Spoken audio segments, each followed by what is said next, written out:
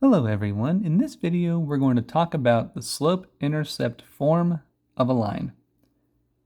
A couple of things I want to define first before showing you what slope-intercept form looks like. An equation whose graph is a line is what's known as a linear equation. Since a function rule is an equation, a function can also be linear. And here are a couple examples of what a linear equation can look like. Y equals 5x plus 7 can also have the form f of x equal to 5/7 x minus 10.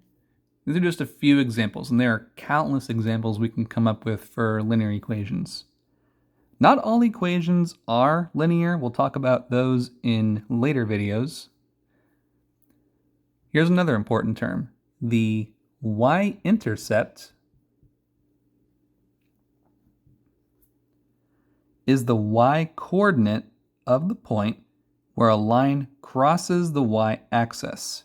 So when you're given a line and it goes through the y-axis, it will be in the form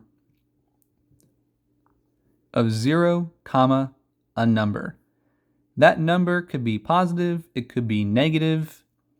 This is where we're going to cross the y-axis. So, looking at all this and putting it all together, if we know the slope of a line and its y-intercept, we can write the equation of that line. And formally, what this looks like, just making a little bit of room here, how this looks is the following.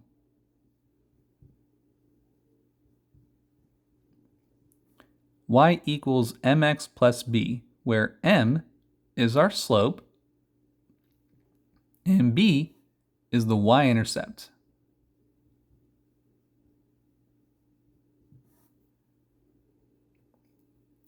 So m can be positive, it can be negative. Remember that slope is rise over run. B is our y-intercept, and this number could be positive, it can be negative. Sometimes it can be 0. We can have lines that go through the origin, and briefly that can just look something like this. This is still considered slope-intercept form because the y-intercept here would just be plus 0 or minus 0. It doesn't really matter which, because adding or subtracting anything won't change that value or how the graph looks. This is another example of slope-intercept form. In the previous examples I had written earlier, here's just another one. Y equals negative 7x plus 16. This shows you another way that you can look at slope-intercept form. Here my slope is negative, it's negative 7, and my y-intercept here is positive 16. So it crosses the y-axis at this point. Now there are a couple of different ways to help us write an equation for slope-intercept form. One of those ways, we could be given the slope and the y-intercept, and all we got to do is just write the equation in that specific form. So let's say we're told to write an equation of a line with slope equal to negative 3. And let's say that the y-intercept is positive 4. Going back to slope-intercept form, this is how we want our answer to look. We're just going to replace m and b with the respective slope and y-intercept. And it's going to look like this. Slope is negative 3, and my y-intercept is positive. Zip. Just like this. As long as you're given the slope and the y-intercept, you can write the equation of a line. Let's do one more example. What if we were given a graph? Here we have 2 points. First thing we got to do is we got to find the slope. This is my first x and y. Here is my second x and y. -1 minus 2 over 4 minus 0.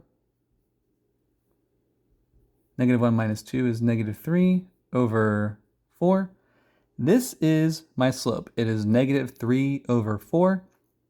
I was given the y-intercept for this graph, so all I got to do now is just add this on to the slope-intercept form equation. Putting my slope first, -3/4 x, and then because that y-intercept is above the origin, +2. If the y-intercept is down here, it's going to be minus a number, just for future reference. We'll work a little bit more with slope-intercept form in the next video. Thank you so much for watching, and I will see you later.